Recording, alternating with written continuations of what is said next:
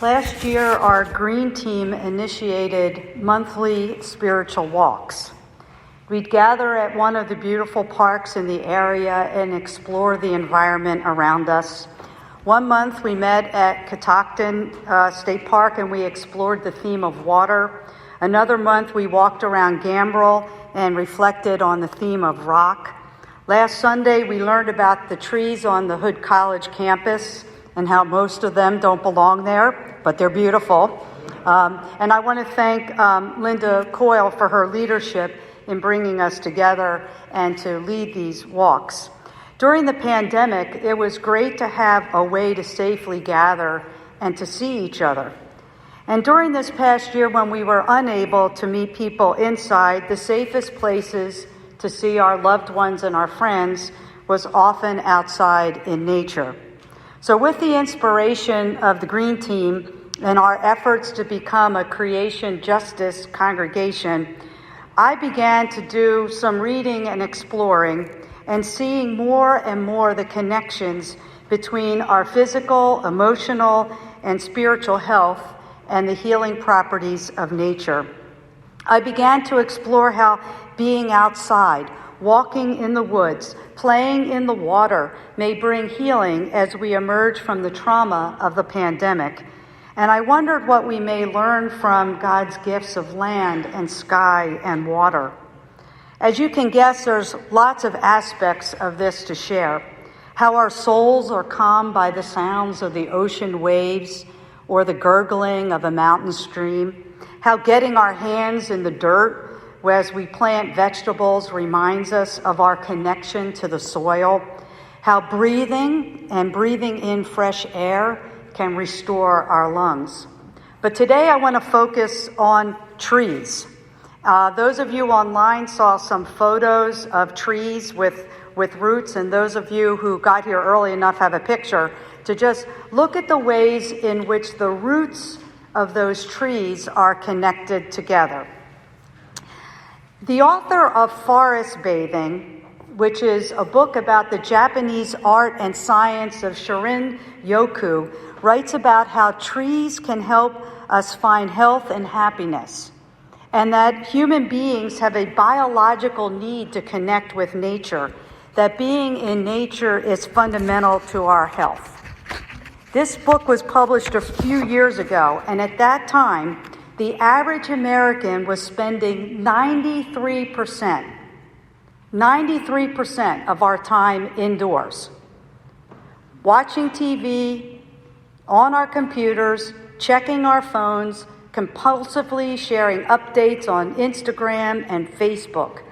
All of this has led to anxiety, headaches, depression, mental fatigue, eye and neck strain, insomnia, frustration, and irritability. The author reminds us that even a small amount of time in nature, in the trees, or just in nature in general, just 2 hours, can lower our blood pressure and reduce our anxiety. The Japanese even have parks where you can go and for forest therapy, so that you can see a medical professional before and after your forest walk, and they can do your vitals and demonstrate to you why you need to get outside more often, why you need to step away and enjoy the nature that is around us. But even more, for our purposes today, looking at those tree roots. We read a book in the book group called Overstory, where one of the small stories within that larger story was all about a scientist looking at the ways in which trees talk to each other and how the nutrients from one tree will help feed another tree. Trees are dependent on each other. Trees support one another. The healthy tree can tell when there is some other tree that needs some extra support and send nutrients through their roots to that tree that is sick. Their trees are dependent on everything around them for their health and growth. It so reminded me of Jesus' image when he says, "I am the vine, and you are the branches. We are part of that vine. We are connected one to another. We are part of the community. We are part of creation. We are dependent on God, and we're dependent on each other and God's creation for our very lives. And when we are connected, we flourish and grow, and the fruit of love is produced. For those of you who have gone through confirmation, our young people online or here in person, or those of you who have served as a mentor, you may have heard me make the attempt about why it is important to do confirmation in person as a group.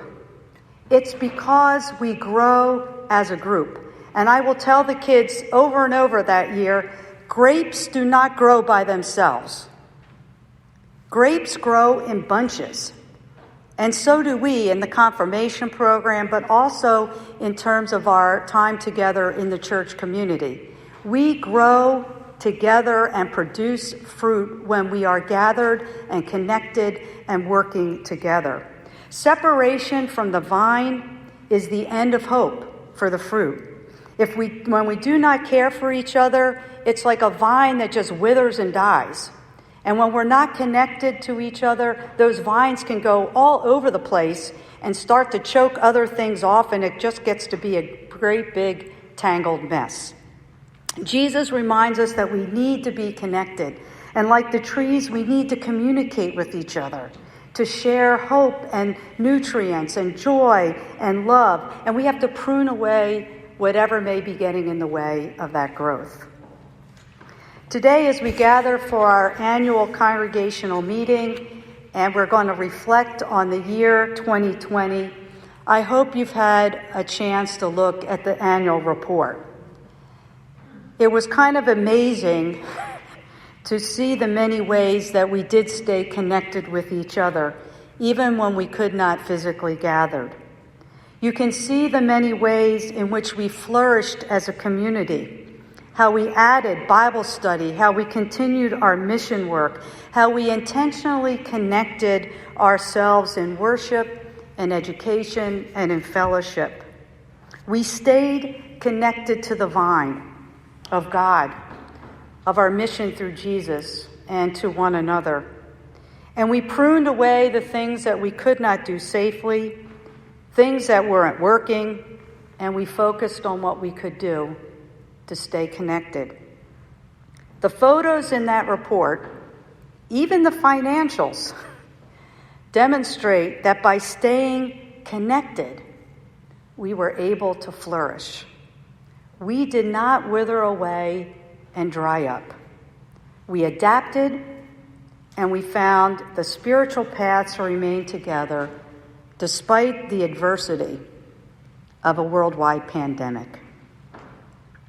Jesus said, "I am the vine, and you are the branches. Abide in me, and you will bear much fruit."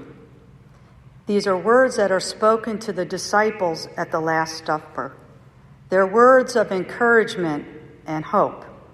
And they're among the many images that the Gospel of John provides as Jesus identifies himself as bread, light, door, shepherd, life, way, truth, and today, vine.